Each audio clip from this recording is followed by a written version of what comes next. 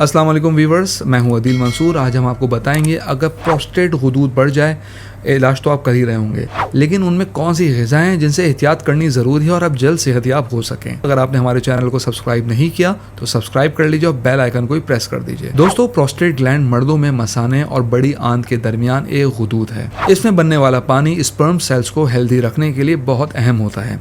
60+ as के अक्सर लोगों में इस ग्लैंड के बढ़ जाने से पेशाब में रुकावट, तकलीफ, बार बार पेशाब की हाजत और दूसरे मसाइल होने लगते हैं। प्रोस्टेट के बढ़ने की कोई एक वजह अभी तक पता नहीं, लेकिन कुछ ग़िज़ाई आदतें इस ग्लैंड को बढ़ाने का सबब बन सकती हैं, तो हम आपसे उन्हीं के बारे में बात करेंगे। नंबर 1 है तली हुई अशियाओं का ज़्यादा इस्तेमाल। तले हुए खानों में सैचुरेटेड फैट बहुत ज़्यादा होता है। गोश्त, दूध के बने आइटम्स और प्रोसेस फूड, इनमें भी सैचुरेटेड फैट ज़्यादा होते हैं।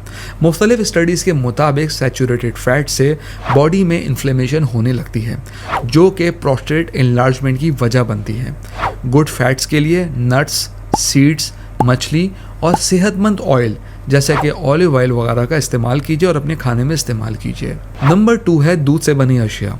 अगर आपका प्रोस्टेट बढ़ा हुआ है तो दूध और दूध से बनी अशिया को कम करने की ज़रूरत है। वजह इसकी ये है कि दूध, दही, मक्खन और पनीर वगैरह में सैचुरेटेड फैट होते हैं, प्लस इनमें प्रोलैक्टिन और इंसुलिन लाइक ग्रोथ फैक्टर भी होता है। प्रोलैक्टिन दिमाग से निकलता है और दूसरे फंक्शंस के अलावा सेल ग्रोथ को प्रोमोट करता है।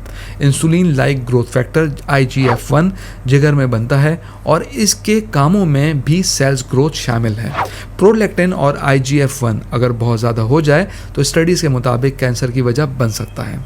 इनमें एक कैंसर प्रोस्टेट का भी है। नंबर 3 है चीनी और अनाज का इस्तेमाल। चीनी का ज़्यादा इस्तेमाल जिस्म में इंसुलिन लेवल को बढ़ा देता है।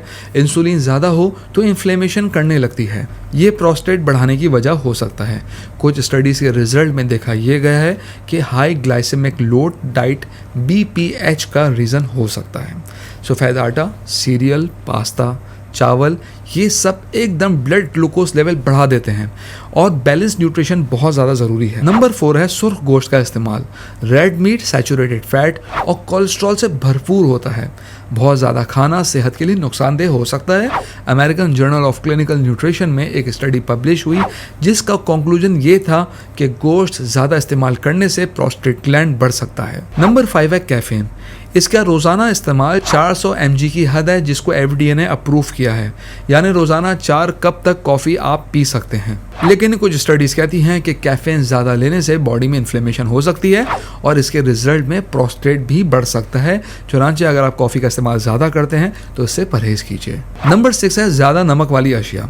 नमक बहुत ज़्यादा लेने की सूरत में जिस्म में पानी होल्ड होने लगता है। ये ब्लड प्रेशर बढ़ाता है, जो कि प्रोस्टेट की सिम्टम्स को मज़ीद ख़राब कर देता है। Process foods, burgers, snacks, chips, sauce, ketchup, pizza, dry cheese, इन सब में बहुत ज़्यादा तादाद में नमक डाला जाता है। रोज़ाना 2300 mg नमक हमारे लिए काफ़ी होता है और ब्लड प्रेशर के मरीज़ होने की सूरत में आपने सिर्फ 1500 mg से ज़्यादा नहीं लेना है। ये बहुत ज़रूरी है। नंबर 7 है मुख्तलिफ़ किस्म के तेल, जो कि soya, corn, canola, rice bran oil, ये सब प्रोसेस्ड क्रॉप से तैयार किए जाते हैं और इनमें बहुत ज़्यादा तादाद में ओमेगा 6 फैटी एसिड्स होते हैं, जिनकी वजह से आपके जिस्म में इन्फ्लेमेशन बढ़ती है। ये ऑयल जिगर को भी नुकसान दे सकते हैं। व्यूअर्स, इसके अलावा बताता चलूँ, अगर आपको प्रोस्टेट का प्रॉब्लम है तो कैंट होम्योपैथिक फार्मेसी का तैयार करता कैंट नंबर 25 ड्रॉप्स इस्तेमाल कीजिए। इसमें सबसे अहम दवा सेबल सरुलाटा, जिसे 100 पाल्मिटो भी कहते हैं, वो शामिल है। इसके अलावा दीगर अहम होम्योपैथिक अद्वियात। इसके इस्तेमाल से बढ़े हुए प्रोस्टेट को रिलीफ मिलता है और इसके साथ जो कॉम्प्लिकेशंस पैदा होती हैं उनमें भी कंट्रोल पैदा होता है। इसके 15 से 20 कतरे थोड़े से पानी में डालकर दिन में 3 बार आपने इस्तेमाल करने हैं और ये पाकिस्तान के तमाम होम्योपैथिक स्टोर्स पर अवेलेबल है। हम उम्मीद करते हैं आज की वीडियो आपको पसंद आई होगी।